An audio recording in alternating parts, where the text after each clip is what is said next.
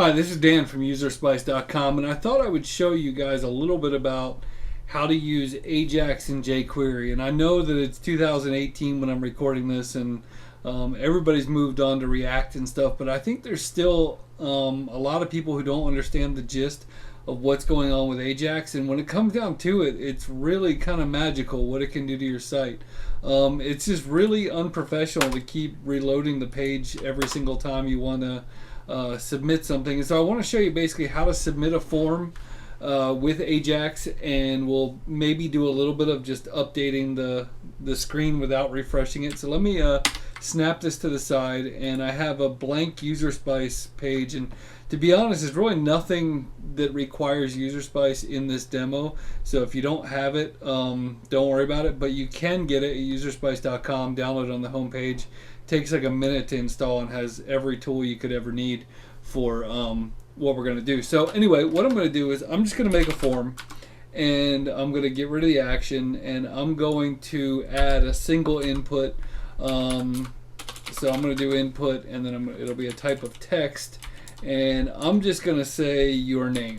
So your name. We'll give it a weird name just to make it really obvious. Sometimes people will put name in here, and it's tough to know what you're referring to when I'm doing a demo. So I'm going to use some weird field names, and hopefully that'll let you know what I'm referring to at different times. So instead of doing a normal submit button, I'm going to do a button, and I'm going to, let's see here, we'll give it a name of button, and we're going to give it an ID of, let's say, fake submit.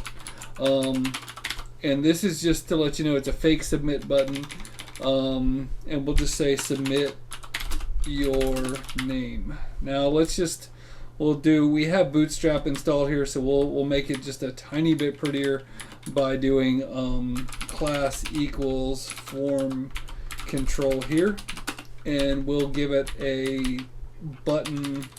Let's say class equals button danger here.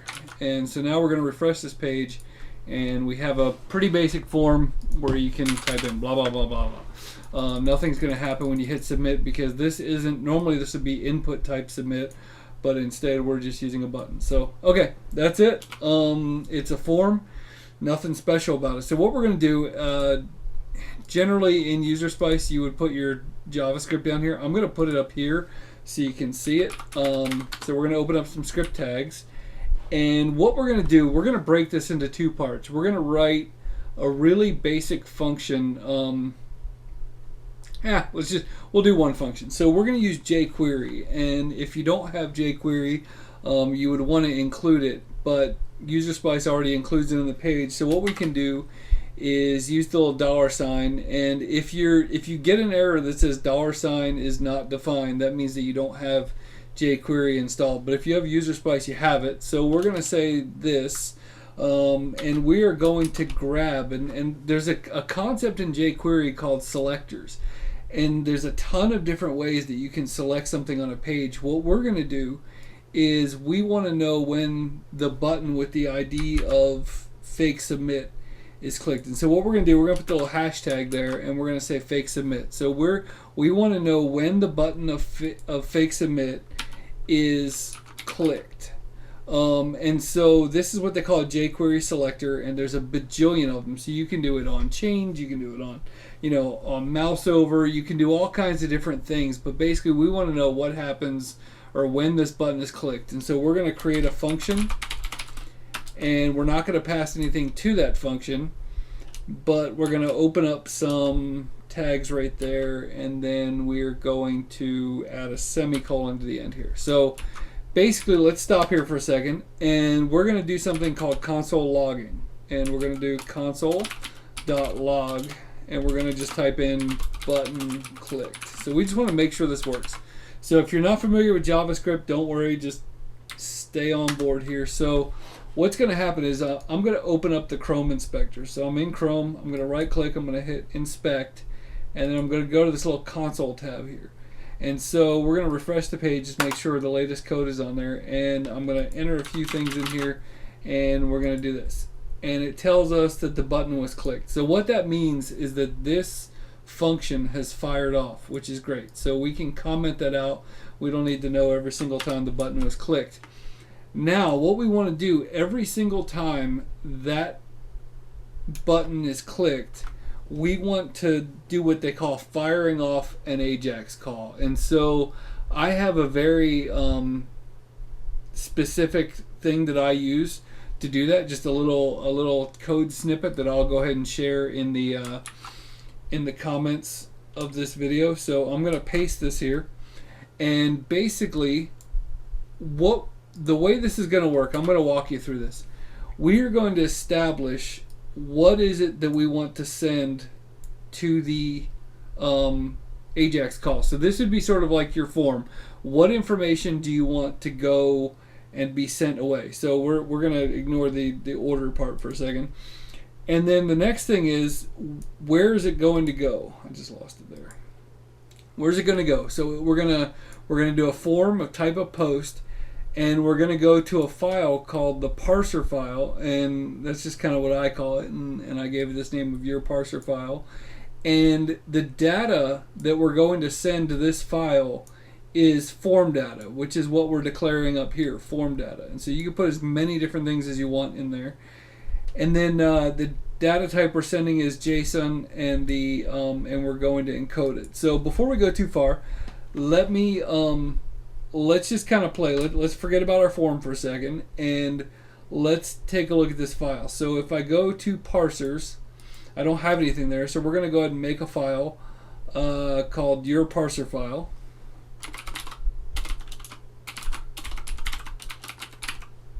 .php. And then all we're going to do is var dump. Oh, we got to open up some PHP tags. Var dump post. And so we got that from this thing here. We said we were going to send post data to this file. And so all we're going to do is we're going to dump that post. So what's going to happen is we're just submitting 111 at this point, and we're going to go over to a different tab of the Chrome Inspector where it says Network and XHR. So when I hit submit, we did not hit anything. Let's see here. So we did not hit our parser file. So if you work with JavaScript a lot, you're going to have to learn how to debug some stuff. So what happened is I come over here and I see that when I click this, let me refresh this page for a second here. When I click this, it's telling me that there's a missing parentheses after the argument list. And the reason for that is because I had a stray little curly brace here. So in fact, we're just gonna stick a console log in here for a second. We won't use it right away, but so I'm gonna refresh this page, and now when I hit submit, we're not seeing anything here, and the reason why we're not seeing anything is because it actually worked. So we're going to go back over to this network tab, and you're going to see under XHR that there's this thing that says your parser file, which is that file that we created, and you're going to see that var dump of order equals 111, which is this data. So what that means is by submitting this form, when we submit the form, nothing reloaded over here, and in the background we sent this information to the parser file. And so now what we need to do, though, we don't want to just send this static information. We want to send a real form input. And so what we want to do, we're going to use jQuery. There's a bajillion of these things, and like I said, once you understand the concept, you can sit there and Google, how do I select this in jQuery, or how do I select that? But what we're going to do, we're going to open up jQuery, and what we want to do is we want to say that we're trying to grab an input, and the input that we want to grab, name equals your name. Okay, and so what we're saying is, give me the input that has the name of your name, and what I want from that is the value.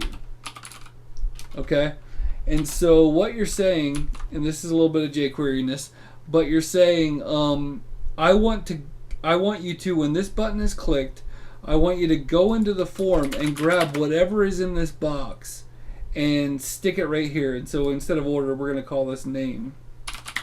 Okay, and then you can pass as many things as you want. I'm just going to put other here. Let's see, other. and then I'm going to just we'll put some static information in here. Okay, and then you could even pass some PHP in here. So, but we're not going to do anything. We'll just stick with this. So you can pass whatever you want in there, and so what's going to happen is when you reload this page and submit something now, so we're going to put like this.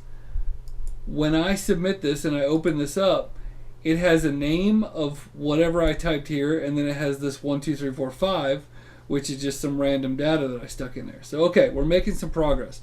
Now, for our sake, let's just say that we don't really care. Let's look at this for a second. Let's look at that parser file. When you are in this parser file, you can do anything that you can do with PHP, which means you can update the database, you can query the database, you can get stuff back, you can do anything you can do in PHP, you can do in this parser file. Now, one thing to consider is that this parser file is most likely visitable from anybody who comes out at this site.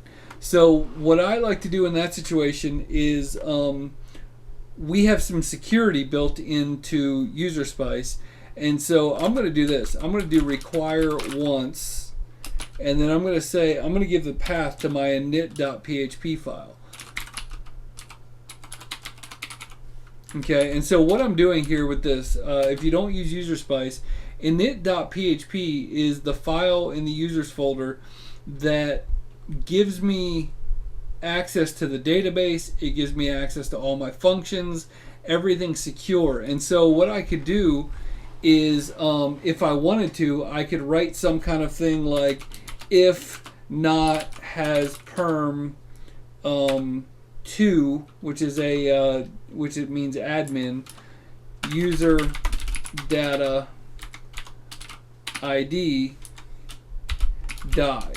Okay, so basically what you want to do is, let's see here, there's more to that function than that. So has perm, that whole thing gets wrapped in parentheses like that.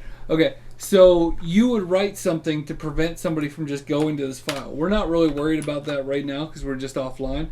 So, but you can use your input get, you can use any of the stuff that UserSpice has available to you. You can use in this file. Okay, I'm going to shut up.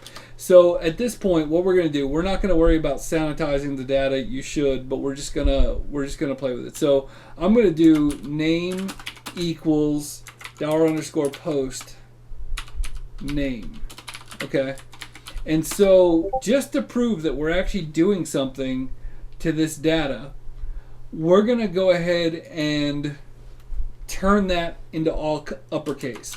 So let's do name equals string to upper name. And so all we want to do is basically, I'm going to turn off Discord. All my people are chatting about UserSpice. So what we want to do is we want to prove that in this file we can manipulate this data. And so now let's see here. We're gonna go ahead and send a whole bunch of things back to the other file. So let's try this.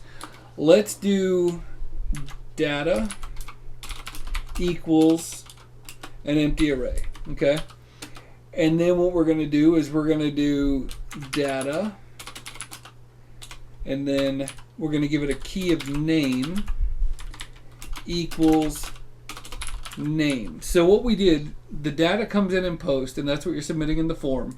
We're taking that, we're converting that all into uppercase, and then we're passing it to this array. And so what we can do is we can pass some other things back. So like, let's just say data message, and you don't have to define these in advance. You can just do whatever you want.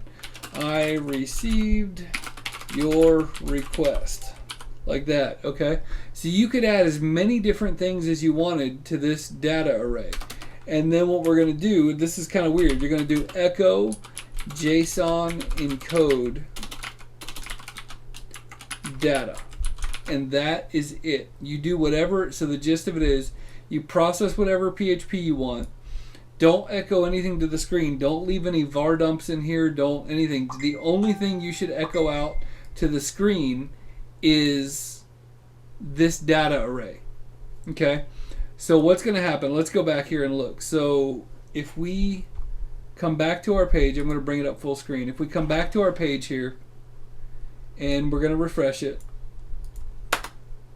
So now what's going to happen is when I type in Bob and submit, it's going to hit the parser file, and it's sending this response of I received your request and the name that was sent is Bob. And I do want to make sure I'm not echoing, still var dumping anything on the screen. Yep, so we're good. Okay, so now what's going to happen is this data was sent back to the parser file. So when we look at it and we go to the console thing, it received name is Bob and the message of I received your request. And so what we're going to do, and this will be real quick, what most people want to use jQuery for is that they don't want to have to update the screen every time somebody submits something. They want to be able to pop things in and out. So we're going to do the most basic version of that possible, and I'm going to create a table. So I'm going to come down here right above the form, and I'm going to say table, and I'm going to do a t-body, and that's it. I'm not going to do anything else to it. I'm going to, let's say we'll give it a class. Class equals table striped. And you don't have to do this, I just am. And then we're going to give it an ID of, let's say, my table. Okay? So we have a table with no cells and no rows.